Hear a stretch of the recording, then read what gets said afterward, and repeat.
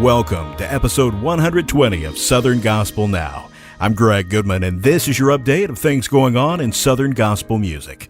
Southern Gospel Now is made possible by Daywin.com, where you'll find Southern Gospel music and soundtracks. We start this week with the Southern Gospel Music Association naming the fourth and final member of the Hall of Fame class of 2023, Reagan Riddle of the Primitive Quartet. SGMA President Arthur Rice doing the honors here. And so as the Southern Gospel Music Association president, it's my honor to tell you that you have been inducted into the Southern Gospel Music Hall of Fame.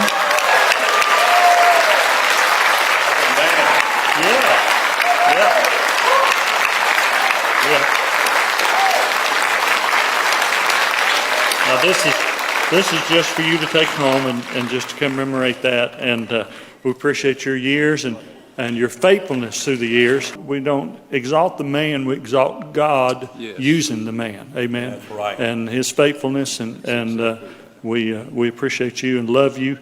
The SGMA Hall of Fame induction ceremony will take place Tuesday, September 26th at the National Quartet Convention.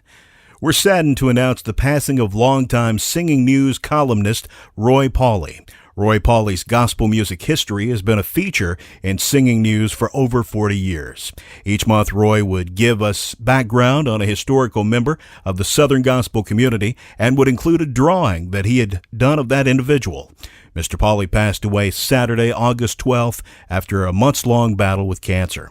Big news for Sarah Davison of High Road. Hey guys, we have something very important to tell you. We're engaged. Sarah Davison was engaged to Trevor Randolph over this past weekend. We wish these two the best. I'm sure we'll hear more details in the weeks and months to come. Greater Vision just returned from a big excursion to London, England. The guys fill us in on what they were up to. We're in London, England, with a special announcement standing in front of Big Ben. Yesterday, we spent the whole day listening to the Royal Philharmonic Orchestra of London, England, conducted by our producer, Trey Ivy, for a brand new Christmas project. Yeah, Christmas, baby. It's called Greater Vision, Christmas in London. Oh yeah, man, I'll tell you what, this is going to be an epic album. We went back and got some old Christmas carols like Silent Night, What Child Is This, Hark the Herald Angels Sing, right on down the line, songs that really sound like Christmas. And you put that together with Trey Ivy and Gerald coming up with some of the most beautiful arrangements for the Royal Philharmonic to play.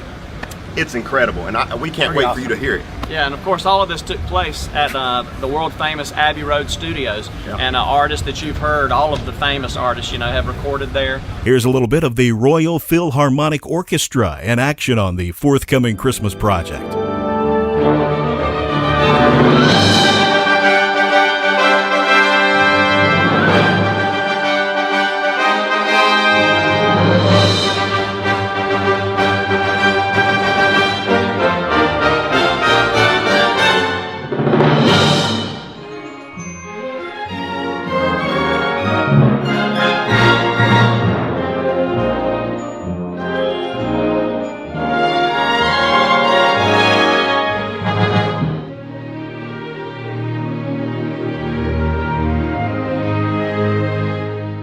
Karen Peck and New River have set a new record for most #1 songs on the Singing News Top 80 chart.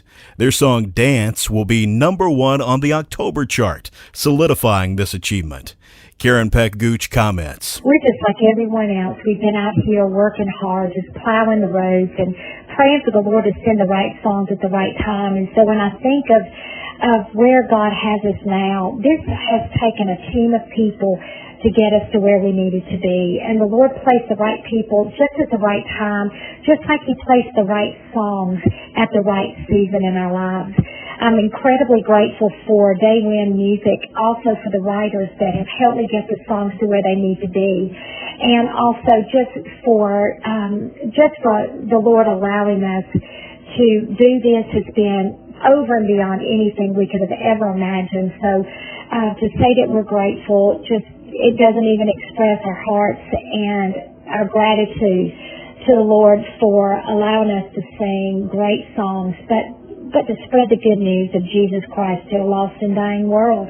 Joseph Habedank is getting ready to celebrate the first decade of his solo ministry with a big event. It's hard to believe, but on September the 22nd of this year, I'm going to celebrate 10 years of solo ministry. My first date was on September the 22nd, 2013 at the Revive Church in Cincinnati, Ohio, our special 10-year celebration. It is going to be a very special night for me and for Lindsay. I'm going to have almost all of the songwriters, and I'm going to sing every single radio single since the beginning of my solo ministry. Everything from Never Know Never, the first one, to The Basement, which is the last one. Did I mention it's going to be a live video recording? I am so excited. I cannot wait. So don't forget, it's on Friday night, September 22nd at the Concord Community Church in Brentwood, Tennessee. It starts at 7 o'clock, live videotaping, decade celebration. Can't wait. If you haven't seen the summer movie blockbuster Sound of Freedom, you should.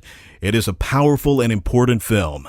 Amber Nealon Kistler of the Nealons talks about getting this screened in front of all of Congress. So my husband, Nathan, and I were very fortunate to be able to screen The Sound of Freedom recently for the entire Congress of the United States, which sounds crazy to say when I say that out loud, but it is a reality. And this kind of all came about just in a total God way. Nathan has known the owners of Angel Studios for quite some time. They told us about this film that they had coming out called Sound of Freedom, and they sent us a screening link. And Nathan and I watched it in our home, and we were just in tears. And we knew that we had to do more. And I think that everybody that watches this film has the same reaction. What can I do? And so we called Angel Studios and we said, hey, have you thought about screening this film to members of Congress? And they said, well, we don't know how we're going to do that. And we said, well, we don't really either, but let's just try. Let's just see how far we can get with this. Because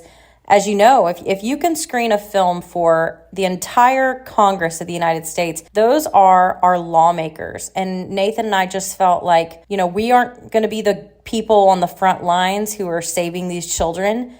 But if there's one thing that we can do this. We can help change the laws to protect our children. We took them to Washington, D.C. to meet a bunch of members of Congress. And we had Jim Caviezel, Tim Ballard, Eduardo Verástegui. He is the executive producer of the film. The Lord just opened up the door to have a meeting with Speaker McCarthy. By the way, if you don't know what we do, my husband and I, we own a ministry and run a ministry in Washington, D.C. to members of Congress. It's called Hope to the Hill. And if you want to learn more about it, you can just go to hopetothehill.com. But we go into the offices of members and even the senators, and we ask if we can pray with them. And if there's anything that we can pray for them about, we bring them Christian films every single quarter. We bring them Christian literature, and we just want to be the shining light.